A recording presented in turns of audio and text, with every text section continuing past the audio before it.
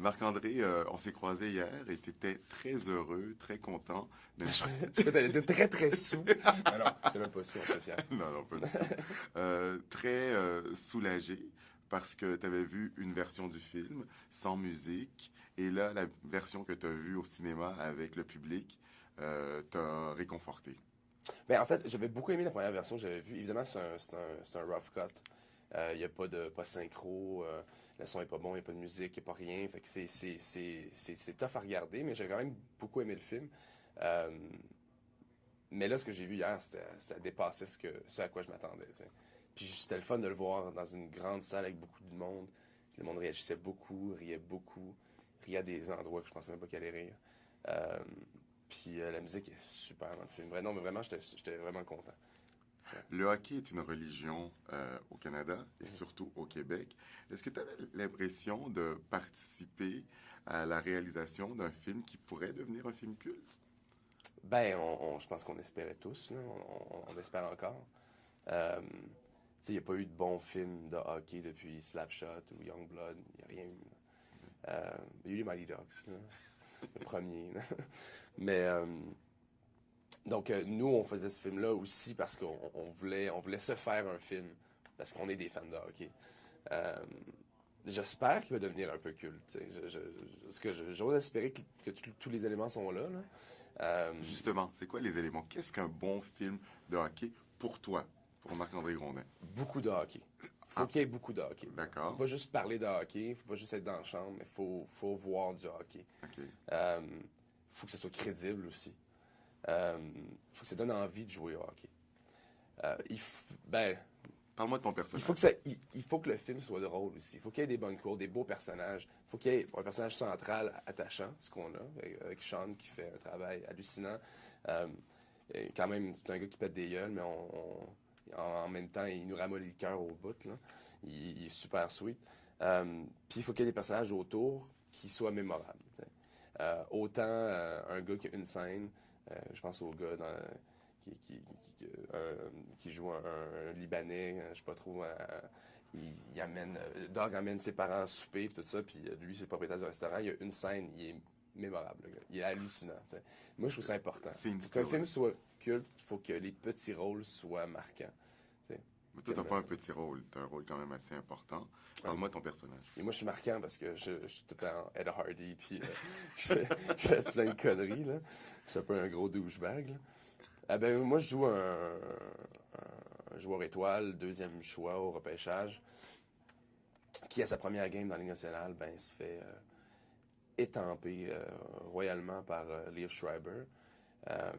J'ai une commotion cérébrale, je suis out pendant un bout, puis quand je reviens au jeu, mon personnage ne joue plus vraiment, il a peur, ça a de l'as. Il se fait envoyer dans le club école. Et là, il se met à s'en foutre royalement. Il fait de la dope, couche avec des filles, mais il performe pas du tout ça à l'as. Il score à l'extérieur, mais pas ça à l'as, malheureusement. Fait qu'ils vont chercher, c'est un peu la raison pour laquelle Doug, joué par Sean William Scott, arrive dans l'équipe pour protéger ce joueur-là. Il donnait de l'espace à Atlas, donner un peu de confiance pour qu'il se remette à scorer, puis à sortir de l'équipe des bas-fonds de la Ligue. L'origine du film, c'est avant tout une idée de Jay Baruchel, qui a participé à la scénarisation. Ah oui, plus film. Que participer. Là, il a vraiment écrit avec Evan Goldberg. Et tu reçois un appel et on te propose de jouer dans ce film-là. Tu te dis, il va falloir que je me mette en forme. Et tu t'es mis en forme. Ouais. Ouais. Mais, tu es encore en forme, mais tu étais plus je suis un peu moins en forme. Là. C'est que je suis une bronchite. Là, mais, c'est pour un autre rôle, tu te prépares pour un autre rôle. Oui, c'est ça, exactement. Non, depuis que j'ai arrêté ma diète, j'ai repris du gras. Là, mais, dis-moi, à quoi ressemblait cette diète? Pour montrer vraiment l'effort de l'acteur. Les gens réalisent pas, ils pensent que tu t'en vas jouer au hockey. Moi, je déjeunais avec genre un café et une cigarette là, depuis que je fume, dans le fond. Là. Puis là, il fallait que je bouffe genre un steak le matin. J'avais pas de gluten, pas de produits laitiers. Je suis intolérant aux produits laitiers de toute façon. Mais en tout cas, pas de produits laitiers, pas de pommes de terre, de pâtes, name it, pas de sucre, même pas de melon d'eau, genre, rien de sucré. Là. Vraiment protéines et légumes. Et, et je m'entraînais 3 fois par semaine au gym et 2 fois sur la glace. Ma vie n'était que m'entraîner, que faire du hockey, que parler de hockey. Euh, Ça a été ça pendant 2 mois environ. Mais j'aimais ça, tu sais. Moi, j'étais un maniaque de hockey, fait que c'est cool, là. Tu sais, j'étais en train de me convaincre un peu que j'étais un peu un joueur de hockey. Évidemment, j'ai tout le temps 2 têtes de moins que tout le monde, là, mais ils ont comme les cuisses à grosseur de mon chest, là, mais bon. Puis c'est ça, puis quand je suis arrivé sur le tournage, ben, que j'avais perdu genre 7% de gras. J'avais comme gagné, je sais pas, 10 livres de muscle. Fait que genre, j'avais vraiment comme changé, mon corps était plus pareil, là. Puis je le sentais. Puis même si ça paraît pas trop dans le film, là, c'est pas comme si il y a une grosse métamorphose, là. Reste que moi, ça m'a aidé parce que j'étais beaucoup plus en forme, je récupérais mieux. Puis quand t'es en patin pendant 12 heures, toutes les nuits, pendant 2 mois à Winnipeg, ben, évidemment, il faut que tu sois un peu en forme, là, parce que ça te rentre dedans. Dernière question. Le film sort en même temps qu'une controverse autour des goons au hockey. Est-ce que c'est un bon timing ou un mauvais timing? Je pense pas que c'est un mauvais timing. Je pense que c'est un bon timing. Ça va faire parce que je pense qu'il faut en parler de ce qui se passe. Tu sais, au-delà des combats. Tu sais, moi j'ai rien contre les combats ça a de l'as, là. Ça fait partie du jeu. Puis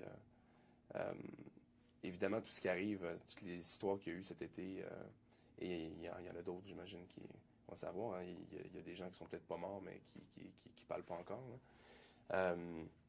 Je pense que c'est important d'en parler, puis de se rendre compte aussi que, tu sais, quand tu regardes les Jeux olympiques ou même les playoffs, t'as plus de bataille, tu sais. Moi, je lisais un truc de Mathias Brunet dans la presse qui disait, pendant les dernières séries, il disait que il avait checké les statistiques, puis je pense que le taux de combat sur la glace pendant les séries avait droppé comparativement à la saison, genre de 85%. Qu'est-ce que c'est si nécessaire que ça de se battre? Parce que des fois, c'est pas juste 2 personnes qui saillissent, puis que des fois, c'est juste prévu, t'sais, dans le sens que, comme on le voit dans le film, t'es payé pour te battre, puis pas pour jouer au hockey. Fait qu'il y en a qui, faut qu'ils fassent leur job à tous les soirs, fait que faut qu'ils se battent anyway. T'sais. Fait que, je sais pas, moi, ce qui m'intéresse plus, puis on le voit aussi dans le film, c'est les coups à la tête, c'est les grosses mises en échec, les commotions cérébrales. Je pense qu'il faut regarder ça aussi beaucoup. Donc, pour terminer, on peut dire que les goons sont nécessaires au hockey, mais avec modération. Ben oui, puis de toute façon, il faut bien protéger les petits gars comme moi. Il y en a des petits. Merci beaucoup. Merci. Merci.